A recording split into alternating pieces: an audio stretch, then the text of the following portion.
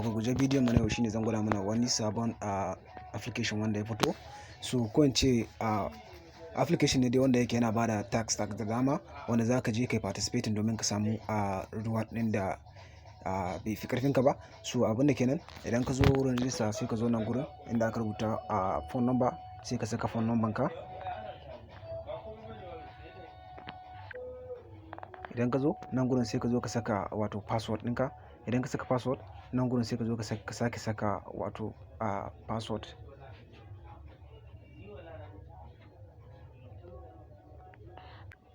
So idan ka zo ka saka password ɗinka ka saka shi farko, ka koma ka yi confirming ɗin shi. Nan kuma ka zo wannan nambobin da za ka gani nan already ka bar su, wato su ne invitation code.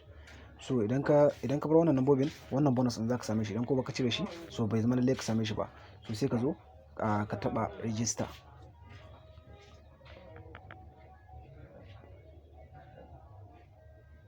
Okay, so as you can see nan gurin sun nuna cewa sai ka cire wannan zero farko.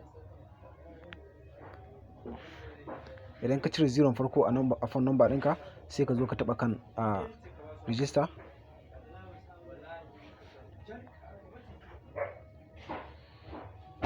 So idan ka zo ka yi completing ɗin register ɗinka, zo ka shiga download application.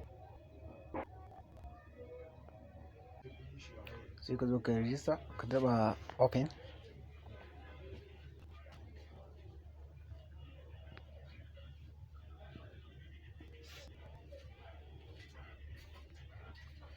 So idan ka yi register complete, zai nuna ma cewa ka saka wato phone number ɗin da ka yi register da shi.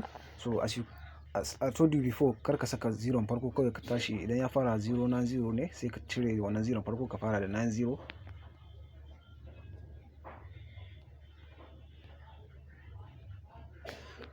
Sai ka zo ka saka password ɗinka. So idan ka zo ka yi generating ɗin password ɗinka, sai ka zo ka taɓa login.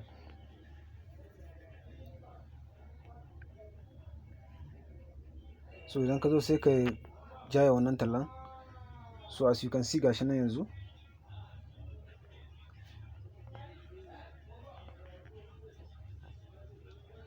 Wannan shine daily text da mutum zai kama yana dan samun wani abu. So kuna gani gashi nan yanzu na samu 16 naira. So idan ka zo, so a yanzu nan ne na register. So sai ka zo kamar da kuke ganin shine home din wato wannan application din. As you can see gashi nan. Idan kana so misali kai tax, kana so ka saka kuɗi, sai ka zo nan gurin inda aka rubuta recharge. Idan ka zo ka saka recharge, za ku ga cewa gashi nan transfer to Wema, transfer to Ofe, sannan ga iPhone Pay, sannan ga USDT. So kamar da kuke gani nan, kai amfani da Wema domin I think it is very simple gaskiya. So sai ka zo nan, kuna ganin gashi nan 2000, nan kuma 4000, nan kuma 10,000, nan kuma 20, nan kuma 60, nan 100, whatever the amount you choose. So make sure dai kai amfani da wannan 4K din nan. I think it's very easy, or 2000. So whatever you invest, the higher you invest, the higher reward you can get. So haka abin yake. Sai ka zo ka taɓa kan recharge. Misali ka choosing din 4000.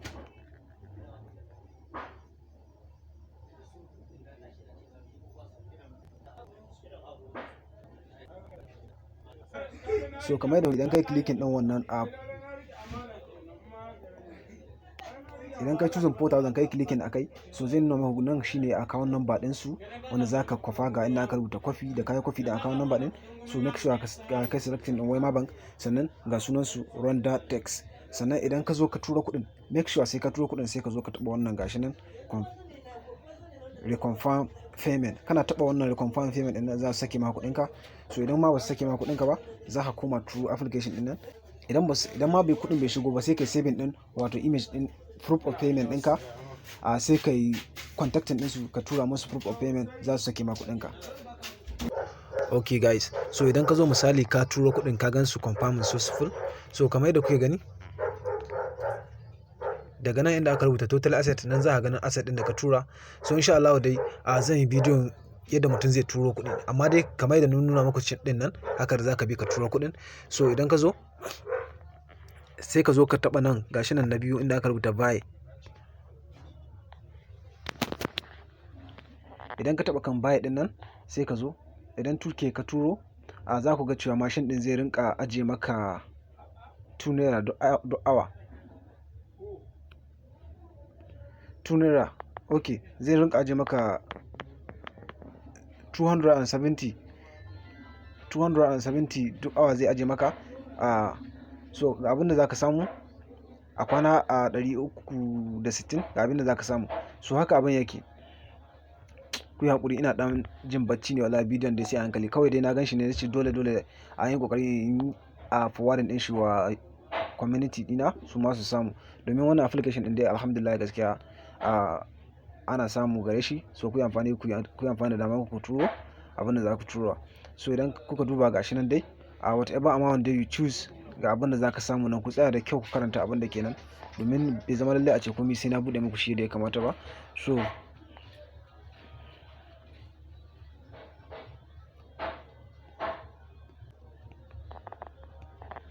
idan kana so ka inviting din sabbin users, za ku ga cewa ga wurin da za ka zo ka inviting din sabbin users. Wannan tax din da kuke gani gashi nan an buɗe, sannan still akwai waɗanda ba a buɗe ba. Dole kuna gani gashi nan gurin wannan time din buɗe shi bai ba. So kamar da kuka sani step by step suke bin abubuwan su, ba haka kawai suke buɗe shi ba kai tsaye. Yanzu ga wani shi ma ba a buɗe shi ba, wannan shi ma ba a buɗe shi ba, duka dai sai nan gaba idan kuka tsaya duk kuka karanta za ku ga cewa ga lokacin da za a buɗe shi da sauransu. So insha Allah haka ake yin wannan tax din. So make sure dai invest what you can afford to lose, domin irin wannan abubuwan wasu su za su kuga ba za su daɗe ba, wasu kuma suna daɗewa, domin ana samun alkhairi daga ciki. Waɗanda suka shiga da wuri suna samun alkhairi, amma waɗanda suka yi late so gaskiya sai a hankali, komai na iya faruwa, za ka iya samu za ka rasa bot. Amma make sure ka invest in abin da kasancewa dan ka lose din shi ba komai bane a gare ka, domin idan ba ka taking risk ba za ka samu abin nan ba. Dole komai da gani dole sai kana taking risk, sannan kuma kasance kana da risk management, ka san yadda za ka yi abin nan. Whatever amount you get, you can get back to your capital back. Oga Jafar, za ku duba wannan application da kuke gani daga naira 2000 har zuwa miliyan 1 duk kono za ka isa a ciki, sannan kono za ka yi withdraw. So kar ku manta dai ku subscribe a wannan channel namu domin samun sabbin videos din mu da zarar mun daura. So idan kana so, bari mu shiga nan wurin mi din nan. Idan kana so kai chatting da su ga inda za ka rubuta wannan click to chat, sai kai chatting da su. Kar dai ku manta please ku subscribe ku taɓa ƙwararra domin samun sabbin videos din mu da zarar mun daura. So insha Allah dukkan wani wani abu da muka san cewa it will helpful, za mu yi ƙoƙari mai forwarding din shi gare ku. So make sure ku rinka biya wannan channel din insha Allah anything.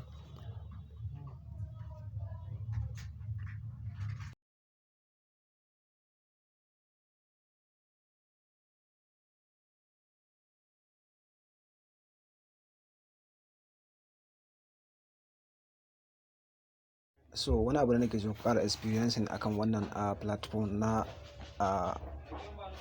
carpower.